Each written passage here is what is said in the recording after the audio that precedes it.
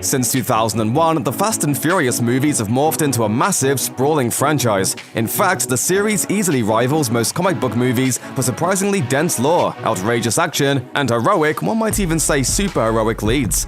In 2001's The Fast and the Furious, we're introduced to Brian O'Connor, an undercover cop tasked with taking down a gang of muscle car-loving thieves who have been stealing what they claim to be millions of dollars of DVD players. Brian finds a lead in Dominic Toretto, the charismatic ringleader of a group of carheads who may or may not be the same gang that Brian's after.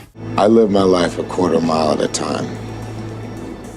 To make things even more complicated, Dom's sister Mia, the shop owner of Toretto's Market, is the object of Brian's affection. Brian impresses Dom with his driving, eventually ingratiating himself into Dom's team, which isn't a family just yet. Unfortunately, Brian soon learns that he can only play both sides of the law for so long, and comes clean to the Toretto family when it looks like Dom and his gang will end up on the wrong end of a trucker's shotgun. With Brian's cover blown and Dom forced to leave town, the two have one last quarter-mile race. Ultimately, rather than take his new friend into custody, Brian gives Dom the keys to his car and lets him race off into the distance.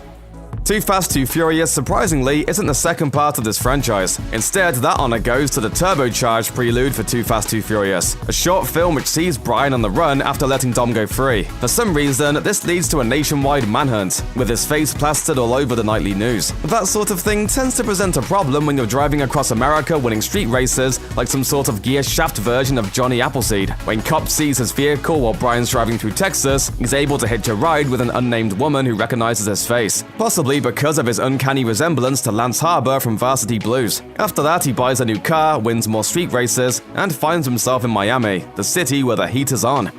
In 2003's Too Fast, Too Furious, Brian has fully transformed from undercover cop with an unmistakable surfer accent into a king of the Miami street racing scene with an unmistakable surfer accent. Together with organizer and former racer Tej, Brian's been racking up the bills and notoriety in Miami. That all comes to a screeching halt when he's arrested by the Miami police after they fire an electronic harpoon into his car. The police want Brian to go undercover inside a criminal organization, and they're willing to wipe Brian's criminal record if he can take down Verone, Miami's resident drug lord.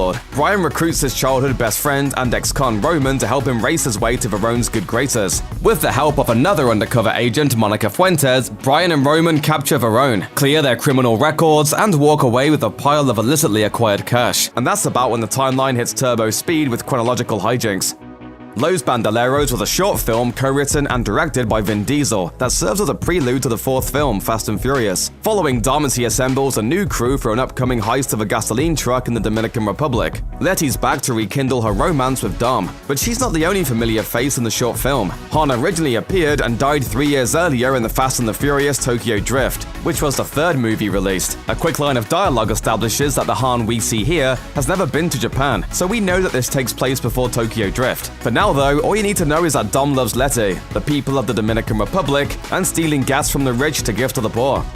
2009's Fast and Furious begins with a heist planned in the Los Bandoleros short. Dom, Letty, Han, Tego, and Santos steal a bunch of gas to give to the people of the Dominican Republic, but their celebration is short-lived. Dom knows that as long as he's a wanted criminal, Letty's in danger of being arrested too. So he leaves Letty in the middle of the night off to go live his life 1/4 mile at a time. Meanwhile, Brian is working with the FBI as a field agent, trying to find leads on a drug lord named Braga. Dom is forced to return to Los Angeles after learning that Letty was seemingly killed by one of Braga's men while she was working with Brian to take the drug lord down in exchange for clearing Dom's criminal record. Dom and Brian both go undercover in Braga's street racing organization, Brian intending to catch Braga, Dom intending to kill him. While there, they run into and befriend Giselle, Braga's wondrous right-hand woman. Eventually, Dom and Brian reconcile and take Braga down.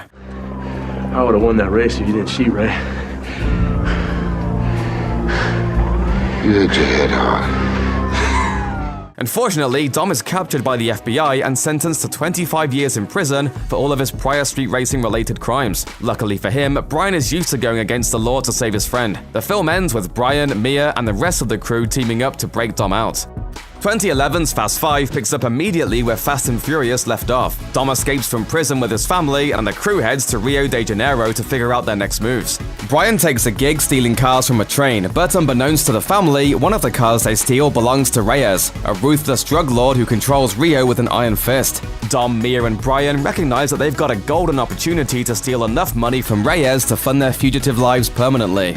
It's more than a 3-person job, so they put out the call for the whole family to assemble. Roman, Tej, Giselle, Han, Tego, and Santos all arrive ready to steal $100 million from Reyes. Unfortunately, Reyes isn't the only obstacle in their way. Luke Hobbs, a diplomatic security service agent and all-around tough guy, is on the hunt for the family. Along for the ride is Elena, a Rio patrol officer with a grudge against Reyes for the murder of her husband. Dom and Hobbs have their requisite tough guy face-off. This is Brazil! But they're forced to work together after Reyes kills Hobbs' entire team, save for himself and Elena. The family's heist goes off without a hitch, and Hobbs gives Dom a full 24-hour grace period before they resume their muscular cat and muscular mouse chase. At the end of Fast 5, there were only 2 things that could get the family back in action: the promise of amnesty and the knowledge that Letty is alive. It turns out that Letty survived the explosion back in Fast and Furious, but got amnesia. She was then conscripted into a kind of evil version of the Fast family led by villainous Owen Shaw. Hobbs and his new partner Riley bring the Fast family, because obviously only fast thieves can catch fast thieves. It wasn't that hard to find you, Toretto. Wasn't hiding. Eventually, through the magic of street racing, Dom's able to convince Letty that she's being manipulated by Shaw, and convinces her to join the team. Unfortunately, she's not the only double agent. Riley's been working for Shaw the whole time, just waiting for the perfect opportunity to betray Hobbs. It all comes to a head on the world's longest airstrip as the Fast families battle to stop Shaw from escaping with secret government technology. Giselle sacrifices herself to save Han. Shaw is stopped, and ultimately, the family's previous crimes are forgiven, allowing them to return to Los Angeles once again. After Giselle's death in 2013's Fast and Furious 6, Han finally makes good on his promise to visit Tokyo in a movie released 7 years earlier, The Fast and the Furious Tokyo Drift. The third movie released in the series, Tokyo Drift was a failed effort to reinvent the franchise without Paul Walker or Vin Diesel, and most of the film concerns itself with Sean Boswell. He's a high school scholar sent to live with his family in Tokyo after his penchant for street racing lands him in hot water in the States. Sean meets Han, whose coolest ice persona and street racing skills have made him a major player in the underground racing scene. Han takes Sean under his wing, even loaning him a car and tutoring him in the ways of drifting to beat DK, the nephew of a Yakuza crime boss. You know what DK stands for? Donkey Kong? Drift King. Unfortunately, Han's training is interrupted when DK and his uncle's henchmen attack Han's garage. In the ensuing chase scene, Han is tragically hit by a passing motorist, and his fuel tank goes up in a massive ball of fire. Consumed with raging vengeance, Sean challenges DK to a race in which the winner has to leave town forever. Sean wins, becoming the new Drift King, and Dom shows up, explaining that Han was family. The post-credit scene of Fast and Furious 6 returned to Han's death in Tokyo Drift, but with one major bit of context: a mysterious stranger who's following the chase on a police scanner. With careful timing, the stranger speeds right into Han, and then the as-yet-named character calls Dom on the phone as Han's car burns, delivering a foreboding message. Dominic Toretto. You don't know me. You're about to.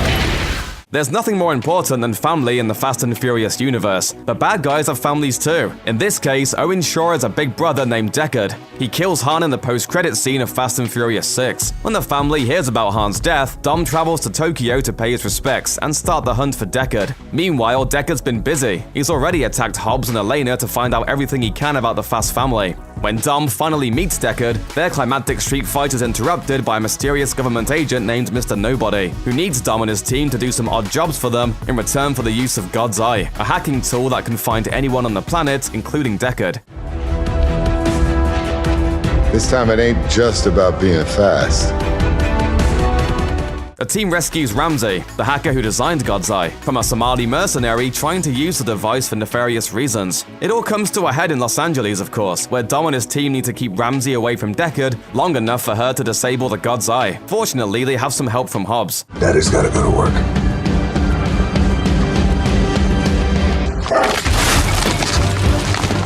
Deckard Shaw is taken to jail after Dom beats him by stomping on a parking garage like the Incredible Hulk, and then Dom briefly dies and is resurrected with the power of love, thus avenging Han. The real-life death of Paul Walker leads to the character Brian's retirement, as he rides off into the sunset with Mia and their son.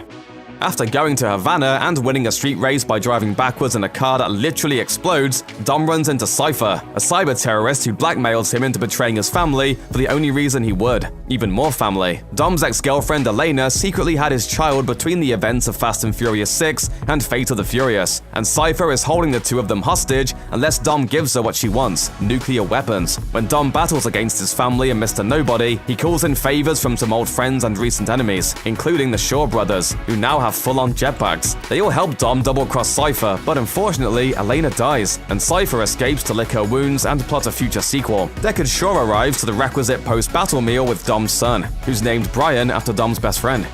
What's next for the family? Coming in August of 2019 is Fast and Furious Presents Hobbs and Shaw, which will see the eponymous odd couple facing off against a superpowered Idris Elba.